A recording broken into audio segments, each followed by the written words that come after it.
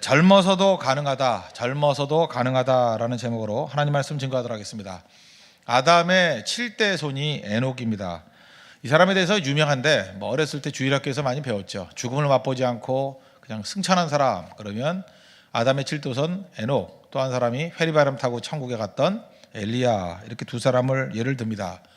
그런데 유다서를 보면은 이 에녹에 대해서 최초의 선지자, 최초의 예언자라는 말이 나옵니다. 유다서 1장 14절 보니까 아담의 7대 손 에녹이 이 사람들에 대하여는 예언하여 이르되 보라 주께서 그 수만의 거룩한 자와 함께 임하셨나니. 그래서 유다서에서 이 유다는 예수님의 동생입니다. 예수님의 동생 유다.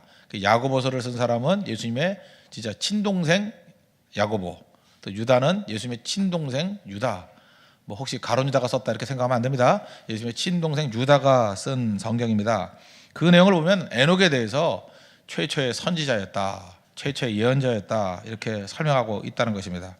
이 에녹의 일생, 뭐 성도들이 많이 아는 것 같이 보이면서도 진짜로는 체계적으로 이렇게 살펴본 적이 별로 없는 것 같습니다. 에녹에 대해서 오늘은 살펴보도록 하겠습니다.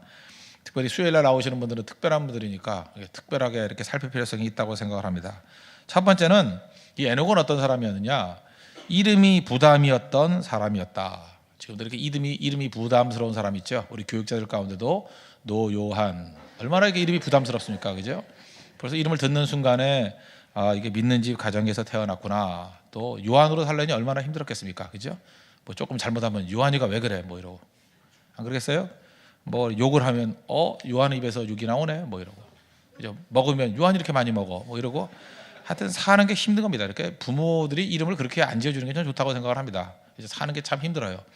그러나 성이 노시니까 요한이 아니다, 노 요한. 그래서 좀 살만한 것 같기도 한데, 하여튼 그런 식으로 이 에녹은 이름에 부담이 있었던 사람이라는 것입니다. 21절 보십시오. 에녹은 65세에 무드셀라를 낳았고, 창세기를 쭉 보면요, 이 에녹이라는 사람의 동명이인이 나옵니다. 초창기 때는 에녹이라는 사람이 많았던 것 같아요. 가인이 있죠. 가인의 아들이 에녹입니다. 창세기 4장 21절 보니까 아내와 동침함에, 가인이 아내와 동침했습니다. 그가 임신하여 에녹을 낳은지라.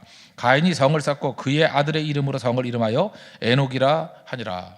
그러니까 인류 역사상 최초의 성, 시티, 이 캐슬, 도시 문명, 그 최초가 그게 가인이 만들었는데 아들 이름을 따가지고 에녹성 그랬다는 거예요. 그 최초의 도시 이름이 뭐예요? 시티 오브 에녹이에요. 에녹, 그죠? 에녹시라는 그 시를 만들고 성을 만들었다는 것입니다. 그래서 가인의 후손들은 도시인으로 살아갔고, 지금 셋의 후손은 아닙니까? 셋의 계보를 따라가면 이 사람들은 들판에서 주로 살았습니다. 광야에 살았다는 거예요. 그래서 이 에녹 때가 되면 아담의 7대 손이거든요. 그 조상들이 다 살아 있었습니다.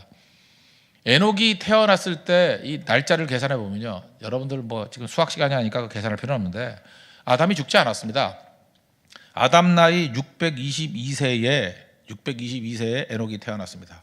그러니까 에녹은 태어나서 아담도 봤을 거예요. 그죠? 아담부터 셋 뭐 다 봤을 거예요. 죽은 사람이 없으니까. 물론 아벨은 죽었지만 그 죽은 사람 빼놓고는 그냥 다 있었다는 거예요. 7대 손인데 오래 살았기 때문에. 이름은 인생입니다. 이름은 소망입니다. 그 이름 딱 보면은 그죠? 부모의 소망이 무엇인지 뭐 이런 거 있잖아요. 뭐 선미, 착하고 예쁜 애가 되라. 근데 아니잖아요. 그죠? 되게 그렇잖아요. 뭐 이름에 아름다울 미자 들어가서 예쁜 여자가 거의 없죠. 착할 선자 들어가서 착한 여자가 없듯이, 순할 순자 들어가서 순한 여자가 없듯이. 그러나 그 부모의 소망 아닙니까? 그죠? 예쁘기를 원한다. 근데 아니다. 제가 이제까지 봤을 때 그 이름하고 제일 그 맞지 않았던 사람들 뭐 되게 많습니다. 그죠? 뭐 장신대를 나왔다 그러는데 키가 작은 사람도 있고 단신 사람도 있고. 그죠? 참 그 이상하죠. 그죠? 동안교회 목사님인데 얼굴은 노안이고 뭐 이런 게 되게 많다라는 거예요. 그러니까 이름하고 이게 참 연관성이 있는데 그게 다 맞는 게 아니라는 거죠. 아니라는 거. 에녹이라는 이름의 뜻은 뭐냐면 바친다라는 거예요. 바친다. 에녹 바친다. 그러니까 이 아들을 하나님께 바칩니다. 우리 가운데도 자기 뜻과는 관계없이 하나님께 바칩니다. 이렇게 이름이 지어진 사람이 있죠. 삼손이 그랬죠. 태어나자마자 뭐 하나님께 나시인으로 바칩니다. 사무엘이 또 그랬잖아요. 엄마가 애 못 낳아가지고 뭐 낳으면 하나님께 바칩니다. 자기 의사하고 관계없잖아요. 바칩니다. 그러니까 미리 드려진 인생이었다는 것입니다. 이거 장단점이 있습니다. 그 하나님 앞에서 이렇게 기도로 나왔기 때문에 드려진 인생. 제가 두 종류를 봤어요. 이렇게 우리 한국에는 되게 그 아들 많이 날라 그랬잖아요. 그 남아선호 사상이 있어가지고 딸 여섯인지 뭐 마지막 아들 뭐 기도로 아들 나오면은 뭐 목사 시키겠다 이런 집 되게 많았어요 옛날에. 근데 그런 놈 가운데 망나니가 되게 많아요. 망나니가 많고 한국 교회를 어지럽혔던 사람도 되게 많이 있고 한데 또 반대로 그렇게 기도로 태어나서 하나님 앞에 잘 쓰임 받았던 사람도 굉장히 많이 있다는 것입니다. 그래서 이거는 잘 쓰임 받기만 하면 무조건 나쁜 거는 아니다 이런 생각을 갖습니다. 그리고 또 대개 부모가 지어진 이름대로 이렇게 걸어가는 길들을 보게 될 때도 있다는 것입니다. 65세 자녀를 낳았습니다. 그러면 이렇게 늙어서 애를 낳았어요. 그러지만 그렇지 않다라는 것입니다. 당시로서는 굉장히 일찍 난 거예요. 이 창세기 5장까지 쭉 보면요, 이 에녹보다 아이를 일찍 낳은 사람이 없어요. 그러니까 65세가 굉장히 일찍 낳은 거예요. 왜냐? 보통 1000년 가까이 살았기 때문에. 그러니까 1000년 살았다 그러면 지금으로 치면은 6.5세 애를 낳은 거예요. 사고 치는 겁니다. 사고 친 거예요. 그죠? 이해가 되시죠? 1000년을 살았다니까. 1000년을 사는데 65세가 굉장히 일찍 낳은 거라는 것입니다. 여기서 이제 계시 의존 사색인데, 그 에녹이라는 사람은 어떤 사람이냐면 이런 것 같아요. 세상에 대한 호기심이 참 많았던 사람인 것 같아요. 그때 오래 살았기 때문에 65세면 애기거든요, 애기. 근데 벌써 6.5세 되는 애가 벌써 애도 낳고, 그죠? 그다음에 막 세상에 대한 호기심을 갖고 있더라는 것입니다.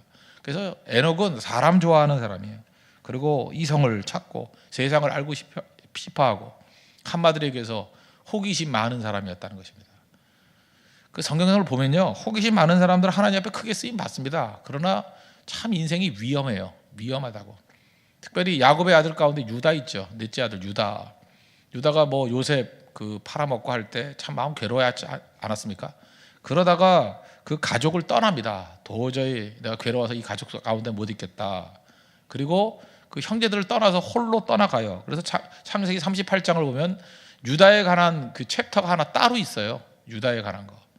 근데 이 호기심 많은 사람이 집을 떠나서 제대로 된 게 없다고요. 사실 어려움 당했다고요. 창세기 38장 1절 보니까 그 후에 유다가 자기 형제들부터 떠나 내려가서 아둘람 사람 히라와 가까이 하니라. 유다가 거기서 가나안 사람 수아라 하는 자의 딸을 보고 그를 데려다가 동침하니. 그리고 임신하여 아들을 낳았는데 첫째가 엘, 두 번째가 오난 뭐 이런 거 다 아시죠? 세 번째가 셀라. 그랬다라는 거예요. 근데 첫 번째 아들 엘의 그 부인이 누구였어요? 다말인데 뭐 이렇게 차례대로 죽잖아요. 첫째 아들 죽고 둘째 아들 줬더니 이 둘째 아들이란 녀석이 뭐 강대상에 얘기 안 할게 하여튼간에 뭐 이상한 짓 했잖아요, 그죠? 그리고 셋째 둘라 그러니까 너는 아들을 죽이는 놈이로다. 그래서 셋째 안 줄라 그랬잖아요.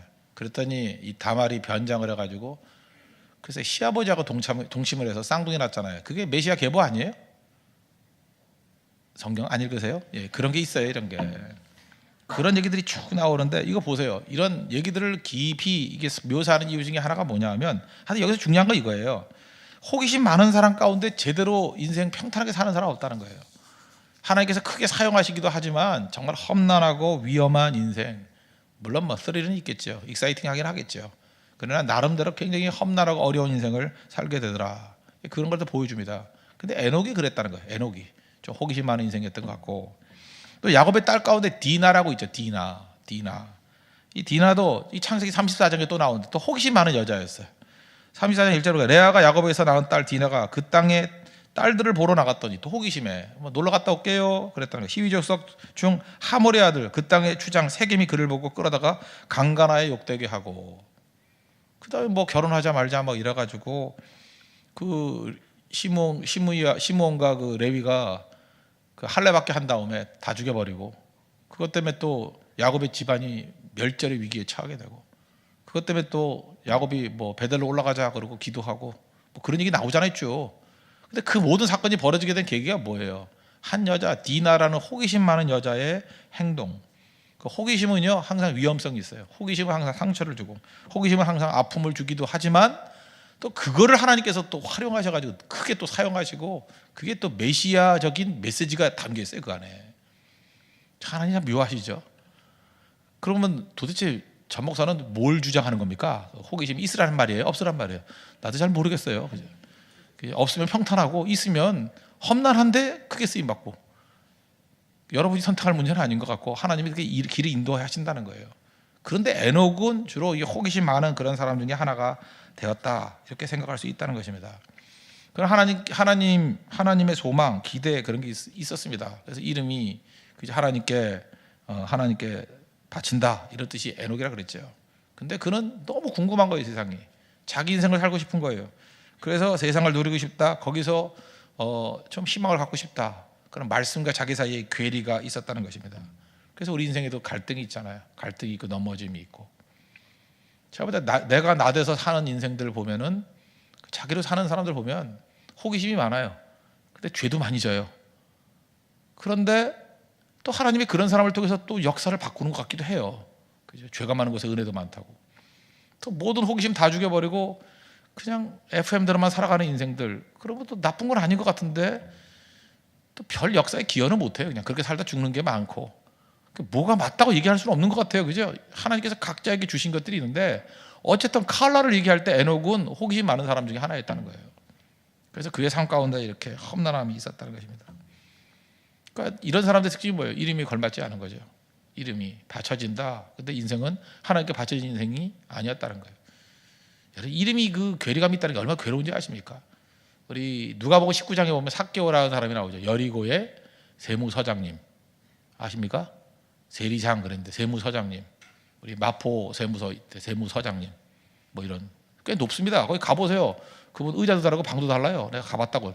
도대체 세무서장이 어떤 분인가? 삭개오 만나러 왔습니다. 한번 가봤다고요. 봤더니 이렇게 방이 하나 따로 있고 꽤 크더라고요. 그분도 키가 좀 작으시더라고. 이렇게 그죠?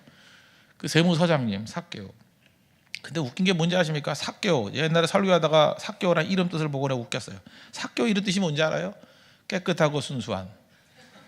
깨끗하고 순수한. 그러니까 삭개오 그러면 사람들이 웃었겠죠. 깨끗하고 순수한. 그런데 세리하냐 임마? 그런데 세리장 하느냐 임마? 이 나라 팔아먹냐 이 매국노? 그러니까 이름이 순수하면 순수할수록 그가 하는 일이 세리장이었기 때문에 세무서장이었기 때문에 더 괴리감이 오는 거예요. 깨끗하고 순수한. 근데 더럽고 추잡한. 이렇게 돼버리는 거죠. 그런 모순이 있다는 것입니다. 아까도 얘기했잖아요. 키 작은 분이 잠깐만 장신에 나왔다 그러니까 우리도 괴롭히잖아요. 말하기도 힘들고 그죠. 늙어 보이는데 동안교회 다니는데 그 이상하잖아요, 그죠? 그렇잖아요. 동네는 이런 동인데 땅값이 비싸대. 이상하잖아요. 이런 동인데 삼전동이라 그러는데 집값이 비싸대. 3전밖에 안 되는데 30센트밖에 안 되는데 그렇잖아요. 더 미치는 건 양귀비인데 못생겼어. 그거 어떻게 할 거야 그거 진짜. 그러니까 이런 괴리감 이게 에녹이었다. 에녹은 이름하고 달랐다는 겁니다. 우리도 마찬가지. 우리도 그런 괴리감 있지 않습니까? 크리스찬. 성경에 보면 크리스찬이란 말이 그리스도인이란 말이 3번 나와요. 사도행전 11장 26절에 처음 나오거든요. 안디옥에 데리고 와서 둘이 교회에 1년간 모여 있어 큰 무리를 가르쳤고 제자들이 안디옥에서 비로소 그리스도인 크리스찬이라고 일컬음을 받게 되었더라. 예수의 사람도 그런 뜻이라고요. 그 다음에 아그리빠 왕이 그랬죠. 사도행전 26장 28절에서 내가 작은 말로 나를 권하여 그리스도인이 되게 하려느냐, 크리스찬이 되게 만들려느냐. 이게 2번째 나온 거고, 3번째는 베드로전서 4장 16절에 만일 그리스도인으로 고난을 받으면 부끄러워 말고, 그런 말씀이 나와요. 그러니까 크리스찬으로서 고난 받을 때 부끄러워 말라. 성경에 크리스찬이라는 말이 3번 딱 나오거든요. 근데 우리 크리스찬이 뭐예요? 예수님의 사람들. 그때 우리가 그리스도인이기 때문에 당하는 고난이면 좋은데 뭐 딴 것 때문에 고난 당하고 그러면 부끄럽잖아요. 안 부끄러워요? 이름하고 안 맞잖아요. 이름하고. 이게 괴리감이 있다는 것입니다. 그런 의미에서 우리 모든 사람들은 사실 에녹일 수 있다는 거예요. 에녹 돼야 되지만, 하나님께 바쳐진 인생이 돼야 되지만 그렇지 못하잖아요. 그래서 굳이 첫 번째에서 우리가 메시지를 듣는다 그러면 우리 로마서 7장의 갈등과 고뇌가 우리 가운데 있다는 거예요. 이름은 크리스찬인데 이름대로 못 산다는 거예요. 하나님의 종인데 하나님 종답게 못 산다는 거예요. 어찌합니까? 에녹의 고민이었고 바울의 고민이었고 우리의 고민이고. 그 다음 페이지로 가서 한번 살펴보겠습니다. 2번째, 언제 이 에녹이 철들기 시작했느냐? 참 묘한데 자식을 낳고 하나님을 만났다는 거예요. 이게 참 중요한 겁니다. 그래서 여러분들도 그 결혼을 하십시오. 그래야 철이 듭니다. 그리고 자식을 낳으면 신앙 컬러가 달라져요. 왜 달라지느냐? 자식을 한번 낳아보세요. 말 진짜 안 들어요. 죽이고 싶어요. 어떤 때는. 그죠? 어떤 때는 그래요. 애가 너무 말을 안 들어가지고 창세기 22장의 요구를 나한테 좀 했으면 좋겠어요. 얘 좀 바쳐라 그러면 바치고 싶어요. 그냥 너무 말을 안 들어서. 그죠? 그냥 바치고 싶을 정도로 말 되게 안 듣는데 하나님은 또 그럴 때 말도 그런 말씀도 안 하시고, 그러면서 느끼는 게 뭐냐면 부모의 마음, 하나님의 마음, 그런 거죠. 그렇게 사랑을 쏟아 부어도 배은망덕하고 그래서 끝까지 사랑한다가 뭔지 부모 되면 알아요. 부모 되면 집에 돌아오면 받아준다는 거. 누가복음 15장의 탕자의 비유, 그 아버지의 심정이요, 그 부모 돼봐야 이해해요. 그 아버지까지 다 해요. 웬만한 아버지 불안당 빼놓고는 다 해요. 그렇게 그 자녀가 돌아온다는데, 아들 딸이 돌아온다는데 품어주지 않을 아버지가 어디 있어요? 그죠? 어머니가 어디 있냐고. 그러니까 자식을 낳고 난 다음에 에녹이 변화된 거예요. 그래서 하나님께서 자녀를 주신다는 건 그 자체가 메시지라는 것입니다. 메시지. 22절 보십시오. 그 아들이 누구냐? 무두셀라예요. 무두셀라를 낳은 후 300년을 하나님과 동행하며 자녀들을 낳았으며, 자녀를 낳고 자녀를 양육하는 과정 속에서 그는 하나님의 음성을 들었다는 것입니다. 그죠? 그 변화가 되었다는 거예요. 당시에는 세상이 어땠냐면 가인 계열이 타락했습니다. 막 타락해서 창세기 6장 같은 데 보십시오. 하나님의 아들들이 사람의 딸들의 아름다움을 보고, 그러니까 뭐 양쪽 계열이, 세속화와 하나님의 계열이 막 섞여가지고 혼잡해졌다, 막 그런 얘기가 나온다는 거예요. 그래서 하나님이 경고하시고 세속의 물결에 대해서 경계하실 때에 에녹이 낳았던 아들이 뭐라고요? 무두셀라. 이 무두셀라가 굉장히 중요해요. 무두셀라는 이름의 뜻, 이거 조사해 보면요, 두 종류 이름이 나와요. 창을 던지는 자, 이런 뜻이에요. 창을 던지는 자. 이건 아닌 것 같은데, 왜냐하면 그 당시엔 창이 없었거든요. 창이 없는데 창을 던지는 자, 이렇게 해석하기는 그렇죠. 왜냐하면 창세기 9장 이후에, 홍수 이후에만 짐승을 먹었어요. 그 동물들을. 그 전까지 동물 먹는 거 허락이 안 돼서 말 그대로 식물이에요. 먹을 수 있는 물질, 식물, 채소만 먹었다고. 그러니까 여러분들 그 특별히 그 삼겹살 좋아하고 고기 좋아하시는 분들, 그 어떻게 보면 창조 질서를 좀 깨는 거일 수도 있어요. 하나님이 그 고기 먹으라고 그러시는 게 아니에요. 식물 먹으라고. 그럼 고기 안 먹고 심을 어떻게 씁니까? 코끼리 풀만 먹고도 심 잘 써요. 그러니까 그런 말 잠깐 하지 말라고. 예. 이번에도 네팔 가서 코끼리 봤더니 힘이 얼마나 센지, 앞에 있는 형제는요, 코끼리한테 밟혀서 죽을 뻔했는데 바지만 찢어졌어요. 바지 괜찮아요? 예, 간신히 살았어요, 저 형제. 6개월밖에 안 됐다는데 몸무게가 600kg래요. 그냥 깔아 뭉갤 뻔했어요, 그죠? 승세도 가벼운 몸은 아니지만 그래도 예, 코끼리한테 큰일 날 뻔했죠. 예. 그런 거라고, 그런 거. 그러니까 그 풀만 먹고 살게 만들었다. 하나님 식물 먹게 만들었다는 것입니다. 그때 없었던 게 뭐냐면 비가 없었어요. 비도 없었고. 그래서 홍수라는 말이 뭔지 몰랐다고. 모르는 그 재앙을 예언했을 때 그걸 믿었어야 되는 거라고요. 비도 안 왔는데 무슨 홍수가 뭔지 모르죠. 그 히브리 말로 무드라는 말이 추적하면 사람이라는 뜻이고요. 셀라라는 것은 사실은 이걸 이렇게 해석하는 게 더 맞는 것 같아요. 창을 던진 자보다는 지옥 같은 거대한 물의 신, 셀라는 게 물의 신이라는 거예요. 물의 신. 그러니까 물의 신의 사람. 그러니까 그건 직역이고, 두리뭉실 해석하면 홍수가 오게 하는 사람. 이걸 좀 더 세련되게 표현한다면 그가 죽으면 심판이 온다, 이렇게 해석을 많이 했어요. 무드셀라의 뜻이 뭐예요? 그가 죽으면 물 심판이 있다. 그가 죽으면 물 심판이 있다. 그게 무드셀라라는 거예요. 근데 아들 이름을 그렇게 짓기가 쉽지 않잖아요. 그래서 무드셀라는 추정하기를 하나님이 지어주신 이름이라는 거예요. 에녹이 선지자라 그랬죠. 아들 이름을 무드셀라라고 지으면서, 이사야도 보세요. 이사야도 아들 이름들을 주면서 아들 이름을 말하면서 예언을 했잖아요.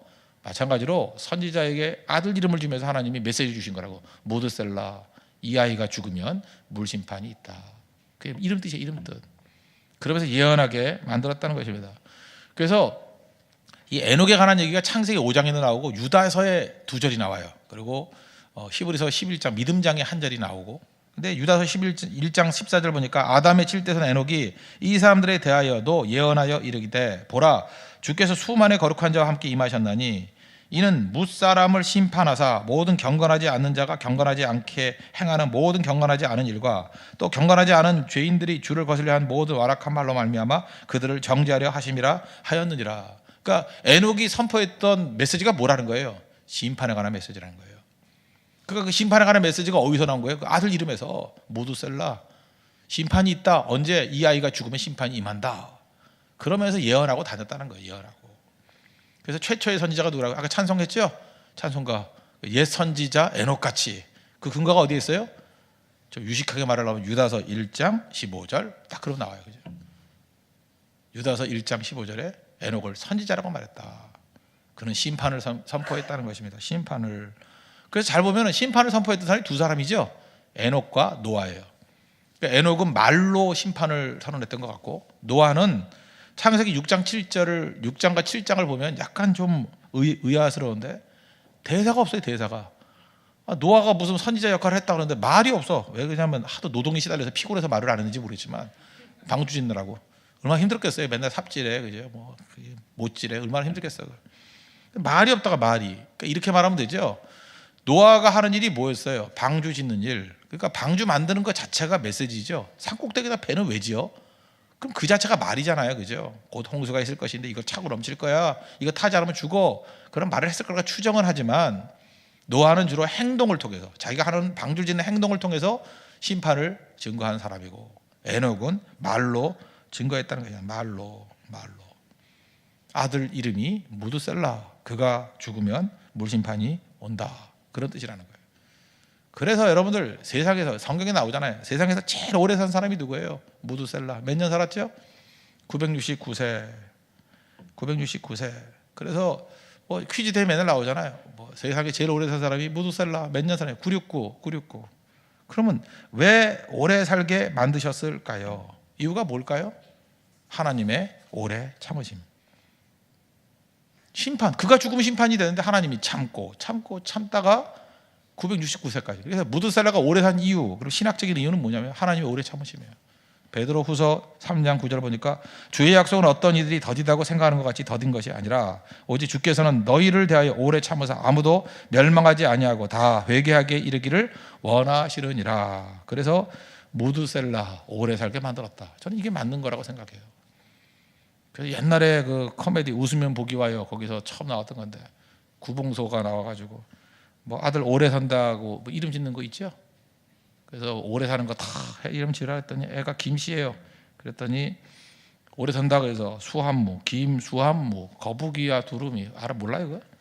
삼천갑자 동방삭, 치치카포, 사리사리 센타, 워리워리 세브리강, 무드셀라, 구름이 허리케인, 담벼락, 사생원의 고양이, 바둑이는 돌돌이. 이게 이름이에요. 그래서 얘가 물에 빠졌다며 그랬더니 언제 빠졌냐 그랬더니 김수한무, 거북이와 두루미, 계속 이름 다 말하다가 죽었다 하는 뭐 그런 얘기잖아요. 이게 최근 들어 다시 한번 나올 게 시크릿 가든의 현빈이 또 했죠. 김수한무. 그것도 또 멋있는 애가 하니까 또 다 퍼졌잖아요. 여기에 나오는 게 뭐예요? 무드셀라. 뭐 수엘라 시간도 많은데 설명해 줄까요? 김수한무. 수한무가 뭐예요? 김은 성이고 수한무는 뭐예요? 수한무가 목숨이 한계가 없다. 그러고 난 다음에 거기 코미디에서는 그렇게 나와요. 그 다음에 십장생 중에 제일 오래 사는 동물이 뭐냐? 10장 10가지 중에 그랬더니 거북이와 두루미가 오래 산대. 그래서 김수한무, 거북이와 두루미. 그 다음에 누가 중국에 갔다 와서 중국에서 제일 오래 사는 사람이 누구냐 그랬더니 그 동방삭이라는 사람이 있는데 삼천갑자, 갑자가 환갑이니까 60년, 60 곱하기 3천이에요. 60년을 3,000번 살았대. 18,000년 아니야, 18만 년, 18만 년을 살았대요. 6천 곱하기 60이니까, 3천 곱하기 60이니까 공이 4개 18이니까 맞죠? 몰라요? 18만 년을 살았대요. 그래서 삼천갑자 동방 치치카포로 나도 모르겠어요. 아프리카에서 오래 산 사람이래. 사리사리 센터는 뭐냐면 아프리카에서 오래 사는 새래요. 뭐 다 이런 거예요. 그 다음에 나온 게 무드셀라. 여기까지 말이 돼. 그 다음에 이제 뭐 말도 안 되는 코미디니까 뭐 오래 사는 게 뭐냐 했더니 구름이 오래 산대. 근데 구름보다 센 게 뭐냐 그랬더니 허리케인이 날려버린대. 그래서 구름이 허리케인. 그다음에 허리케인에도 무너지지 않는 게 뭐예요? 담벼락이 돼. 그래서 담벼락을 뚫을 수 있는 게 쥐잖아요. 그래서 서생원. 그다음에 쥐가 또 무서워하는 게 뭐예요? 고양이 또 누굴 무서워해요? 바둑이. 하늘이지, 하늘이. 그죠? 그래서 바둑이는 돌돌이. 자기 집 개 이름이 돌돌이래요. 그러니까 제가 한다 그러면 바둑이는 하늘이 뭐 이렇게 하겠죠. 그죠? 이제 아시겠죠? 그 얘기가 뭔지. 내 설교 시간에 뭐 이런 거 설명하고 있지. 어쨌든 이걸 상식이라 그럽니다. 이성과 상식. 그죠? 여기에도 나올 정도로 무드셀라는 오래 사는 사람으로 유명하잖아요. 성경에서 제일 오래 산 사람 무드셀라. 근데 무드셀라가 왜 오래 살았어요? 왜? 그게 중요한 거 아니에요. 하나님이 회개한 데까지 이르기까지 길이 참으심. 그 메시지가 나오죠. 우리 교회도 그 어떤 한 아이 이름이 수한이 있잖아. 수한이. 걔도 김수한무예요. 김수한무 거북이와 두루미 하다가 예배 시간에 그렇게 하다가 시험 들었었는데 하여튼간에 그랬던 적이 있습니다. 그러니까 이게 오래 산다. 왜 오래 사느냐? 그 정도로 하나님께서 그를 사랑하시기 때문에, 백성들을 사랑하시기 때문에. 그래서 에녹은 아들을 낳으면서 하나님의 음성을 듣고 그 음성을 들으면서 주와 함께 300년 동안 동행했다는 것입니다. 빈들에서 하나님 만나서 주와 함께 동행했다. 그리고 유다서 1장 14절 보니까 거기 후반절에 주께서 그 수만의 거룩한 자와 함께 임하셨나니, 그러니까 무드살라라는 이름을 가르쳐 줄 때 하나님이 나타나셨던 것 같아요. 수만의 거룩한 자, 천사들과 함께. 그게 무슨 얘기예요? 아마 하늘을 보여주셨던 것 같아요. 사도 바울도 셋째 하늘까지 올라갔다 그러죠? 성경 안 읽어보세요? 고린도후서에 보면 천국을 봤다 그러잖아요. 요한도 밤모섬에서 천국을 환상을 봤잖아요. 마찬가지로 에녹도 천국을 보여준 것 같아요. 그래서 수만의 거룩한 자와 함께 임하신 것을 봤다. 그건 선지자였어요. 선지자. 최초의 선지자 에녹. 그러면 여러분들도 하나님의 영광을 보십시오. 하나님의 영광을 보십시오. 특별히 여러분들 자녀를 낳을 그 타임부터 하나님의 영광을 보기 시작했듯이 여러분들 인생에 계기가 있어요.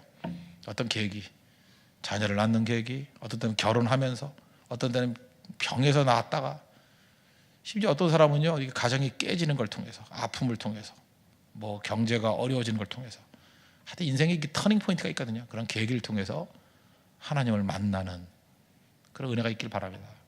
이번에 어떤 사람은 네팔 선교 갔다가 하나님을 깊이 만났대요. 하나님 그런 계기를 주시거든요. 하나님 만났습니다. 그게 중요하대요. 만나면 변화된다는 것입니다. 세 번째 내용은 그거예요. 짧은 인생을 살았지만, 그는 뭐 365년 살았는데 뭐 짧았냐 그랬지만, 1000년을 살 때라니까요. 1000년을 살 때 360년 살았다는 건, 요즘 한 100년 정도 산다 그러면, 그죠? 10분의 1을 줄인다 그러면, 1000년이니까 이걸 줄인다 그러면 360년이 어떻게 되는 거예요? 300년이니까 뭐 한 30대 이 정도로 살다가 간 거나 똑같잖아요. 그 23절 보십시오. 그는 365세를 살았더라. 이 무슨 얘기예요? 짧은 인생이었다. 그러나 하나님의 음성을 들으니까 깊이 있는 인생이 되었다는 것입니다. 22절, 24절 보니까 하나님과 동행 이런 게 계속 반복되고 있죠. 하나님과 함께 동행하는 인생이었다. 여기서 할 수 있는 건 무엇입니까? 영적 깊이는 젊은 나이에도 가능하다. 저는 이 사회가 우리에게 주는 거짓말 중에 하나가 뭐냐면, 젊은이들에게 젊은 놈들이 뭘 알아 이런다고요. 젊다라고 하는 건 내가 볼 때 18살이 젊은 거예요. 18살 이후부터는 늙어가는 겁니다. 25살 충분히 늙었습니다. 언더우드 20살에 왔어요. 우리나라 아세요? 26살이 존 칼빈이 기독교 강요 쓸 때였습니다. 그 이후엔 작품이 나오지도 않았어요. 대개 29살에 브레이너드 같은 사람이, 데이비 브레이너드 같은 사람이 29살에 죽었습니다. 되게 10대여서 10대, 20대 그때 일들 다 이루었어요. 거의 모든 일들. 30 넘어서 가지고 큰일 한 사람 거의 없다라는 거예요. 그런데 우리는 30살 정도면 자기가 젊다고 생각해요. 아이고, 이거 무슨 착각이에요? 착각하지 마십시오. 그러고 난 다음에 이렇게 생각하죠. 나이가 들면 저절로 영적으로 깊어질 거라고 생각하는데 그렇지 않습니다. 늙으면 죽어야 됩니다. 깊어지지 않습니다. 절대로. 밥만 열심히 하지 깊어지는 거 하나도 없어요. 다윗 언제 하나님 만났어요? 10대에 만났어요. 맞죠? 10대에 하나님 만났어요. 다니엘 이것도 10대예요. 티네이저 때 만났어요. 20대도 아니에요. 10대. 여기 계신 분들 이미 다 충분히 늙었어요. 다니엘, 요셉도 17세, 10대, 고등학생 때 그때 만났어요. 그래서 고등학생 나오랬더니 고등학생 나오지도 않고 맨날 어린애 취급하고. 안 그래요? 지금 우리는 거의 지금 경로당 사람들 모아놓고 지금 선교하는 겁니다. 하나님도 지금 답답해하실 거예요. 천국에 가야 될 사람 데리고 자꾸 선교하려고 그러냐? 그만큼 젊은 나이에도 가능하다는 거 잊지 말라고요. 그래서 나이 많을수록 영적으로 깊어지느냐? 절대 그렇지 않습니다. 중요한 건 뭐예요? 하나님과 동행한 날수만큼. 나이와 관계없다는 거예요. 젊어서 만나서 기도하고 새벽 기도하고 철야기도 하고 선교하고 그럼 에녹같이 됩니다. 당시에는 35세 정도로 죽은 거예요. 그죠? 천국 간 거라고. 그때 충분히 영적인 깊이를 이루고 모든 것을 다 이루었다는 것입니다. 그러므로 교회가 빨리 인재 키워야 돼요. 인재는 뭐냐? 10대부터 헌신자 만들어야 돼요. 10대 순교자 만들어야 되고, 그런 사람 만들어내면 나이에 관계없는 거잖아요. 뭐 몇 년 믿었냐가 뭐 중요해요? 얼마나 영적 깊이를 가지고 하나님과 동행했냐가 중요한 거지. 예수님 그 나이 이런 거 30년 믿은 사람 뭐 옆에 보면 뭐 믿는 사람 같이 보여요? 아무것도 아니지. 안 그래요? 솔직히 말해서 안 그렇습니까? 예수님 30년 믿어놓고 수요예배 나온 적도 없는 사람들 없으니까 막 욕해도 되죠, 그죠? 없으니까. 그게 믿는 거예요, 그게 믿는 거. 예. 이거 녹음해서 빼면 되지 뭐. 그게 믿는 거예요, 그게 믿는 거냐고. 그게. 솔직한 얘기로. 우리 하나님 앞에서 잠깐 나이로 승부 보려고 그러지 말고요. 영적 깊이. 그거는 하나님과 동행한 시간이라는 것입니다. 24절 에녹이 하나님과 동행하더니 하나님이 그를 데려가심으로 세상에 있지 아니하였더라. 뭐 데려갔다 이거보다 중요한 게 뭐예요? 마지막이 하나님과 함께하는 시간이었다. 저도 이랬으면 좋겠어요. 우리의 마지막 끝이 주의 일을 하다가 가는 것. 예수님 끝이 하나님 부르다 갔잖아요. 나의 생명을 주님께 의탁합니다. 스데반 제일 멋있죠. 죽음의 순간에 하나님 보좌 우편에서 일어서서 환영하신 예수님을 바라보는 인생. 우리도 그래야죠. 그래서 일하다가 갔으면 좋겠어요. 일하다가 선교하다가 가는 인생 좋은 거 아니에요? 자꾸만 아프니까 선교 안 간다고 그러는데 선교 가서 죽으면 얼마나 좋아요? 서울대학 병원에서 링거 꽂고 죽었으면 좋겠어요? 그랬으면 좋겠냐고? 집사님 그랬으면 좋겠어요?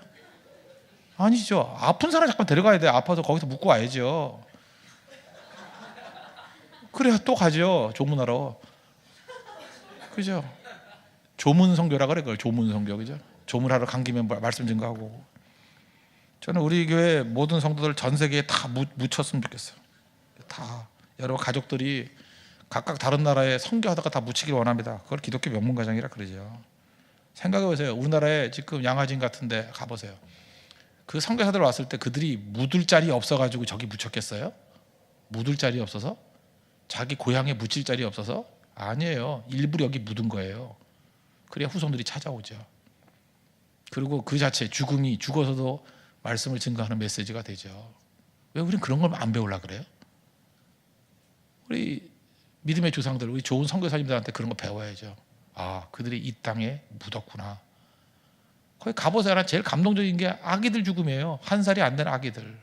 풍토병 때문에 가가지고 애 낳는데 애들이 죽은 거예요. 그 아이들을 묻으면서 그 엄마 얼마나 울었겠어요. 가슴이 쓰렸겠어요. 그걸 뛰어넘으면서 이 땅 백성을 사랑한 거 아니에요? 우리 빚진 자입니다. 우리가 선교한다고 잘난 척할 거 하나도 없어요. 우리 민족이 받은 빚이 얼마나 큰데요. 갚고 또 갚아도 끝이 없어요. 끝이. 이번에 네팔에 선교사님 그 자동차 사드린다는데 그 자동차뿐만 아니라 난 그 길이라도 뚫어주고 싶어요. 거기 가서. 그죠? 우리 기도하자고. 정말 그 동서 그 고속도로라도 우리 한국 자본도 좀 뚫어줬으면 좋겠어요. 그런 것들. 빚진 자거든요. 빚진 자들. 기도하자고요. 돈 없으면 기도도 못해요. 우리가 기도하면요, 딴 사람이 돈 내서 할지도 모르잖아요. 아니면 우리에게 하나님께 부어주실지. 기도하자고요. 기도. 저는 이 에녹의 멋진 인생이 이 마지막에 있다고 생각을 합니다. 히브리서 11장 5절에 에녹에 가는 기사가 또 한 군데 나오는데, 믿음으로 에녹은 죽음을 보지 않고 옮겨졌으니 하나님이 그를 옮기심으로 다시 보이지 아니하였느니라. 그는 옮겨지기 전에 마지막 모습인데 하나님을 기쁘시게 하는 자라 하는 증거를 받았느니라. 나주님의 기쁨 되기 원하네. 거기에 정확히 해당되는 사람이 누구예요? 에녹. 하나님을 기쁘시게 하는 자. 그래서 하나님을 기쁘시게 하는 자가 돼야죠. 에녹이 죽을 때는요, 그 날짜를 계산해 보니까 360년에서 빼고 다 계산해 보니까 죽었던 건 딱 2명 죽었어요. 에녹이 죽을 때. 첫째, 1대 아담이 죽었어요. 그때 아담이 죽었고, 날짜 계산해 보면 2대부터 다 살아 있어요. 그리고 아벨이 죽었어요. 저는 에녹의 삶 가운데서 2가지가 보였다고 생각합니다. 첫째, 아담은 왜 죽었죠? 자기 죄 때문에 죽었어요. 아벨은 왜 죽었죠? 남의 죄 때문에 죽었어요. 그래서 에녹은 본 게 뭐예요? 죄는 죽음이구나. 죄의 삭은 사망이구나. 그러면서 하나님께서 이 7대 손에 에녹에게서 죽음을 보이지 않고 천국에 데려가셨어요. 이유가 뭘까요? 저는 이게 부활의 메시지라고 생각합니다. 죽지 않을 수도 있구나. 그죠? 이게 최초의 부활 메시지예요. 죽지 않을 수도 있구나. 에녹은 자기 삶 속에서 메시지 증거한 거예요. 메시지. 죽지 않을 수도 있구나. 요한복음 11장 25절 보니까 예수님 말씀하시기를 나는 부활이요 생명이니 나를 믿는 자는 죽어도 살겠고 무릇 살아서 나를 믿는 자는 영원히 죽지 아니라. 이것을 내가 믿느냐? 아멘 해야지. 아멘. 그래서 에녹은 선지자였다는 것입니다. 죽지 않습니다. 그리고 그의 손자죠. 노아 때 드디어 홍수가 있었죠. 그 홍수도 이거 보면은 이제 노아도 살펴보는데 저는 이게 되게 궁금했어요. 그 궁금했던 게 뭐냐면 아니 방주 짓는 것도 힘들지만 얼마나 노동량이 많을까. 그 동물들 그것도 잡아와야 되잖아요. 코끼리 2마리 잡아야 되고 그 언제 잡아오느라고 얼마나 인건비 많이 들었을까 이런 생각했는데 성경 보면서 깜짝 놀랐던 게 뭐냐면 하나님이 오토매틱으로 오게 만들었어요. 자기들끼리.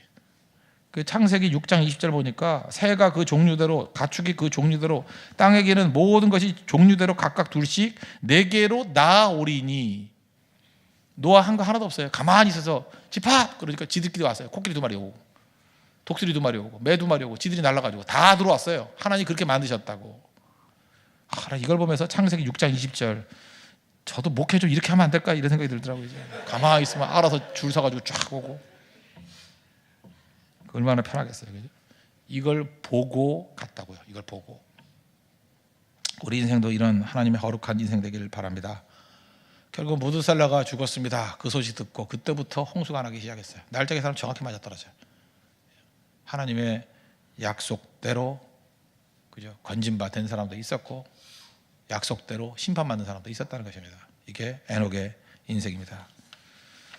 에녹 뭐 이거 이상 더 살필 거 없어요. 제가 거의 다 살폈으니까 이거 외에 딴 거 있으면 이제 그 다음에 성경 없는 얘기들 하는 거예요. 에녹에 관한 종합적인 말씀입니다. 말씀의 결론 맺겠습니다. 에녹 이름이 부담되었던 사람입니다. 받쳐졌다 아니잖아요. 우리 갈등이 있어요. 바울의 갈등, 에녹의 갈등, 우리의 갈등입니다. 근데 갈등 언제 해소가 됐죠? 자식 낳고 난 다음에 하나님 만나고 난 다음에 변화됐어요. 이 로마서 8장이에요. 하나님 만나야 됩니다. 하나님 만나야 돼요. 하나님 어떤 하나님이요? 오래 참으신 하나님. 그게 무드셀라예요. 무드셀라. 이 969세까지 살게 만든 하나님의 뜻. 그리고 그의 평생의 삶 하나님 만나고 난 다음에 짧은 인생 살았지만 집중적으로 주와 함께 동행하는 인생 살았다는 것입니다. 영적 깊이 있는 인생. 우리 그런 인생 살아야 됩니다. 그래서 우리 인생이 종합적으로 모든 사람들이 다 같이 하나님 앞에서 에녹 같은 인생들은 우리 축복과 은혜가 임하기를 원합니다. 다 같이 자리에 일어나겠습니다. 나 주님의 기쁨 되기 원하네 찬양하겠습니다.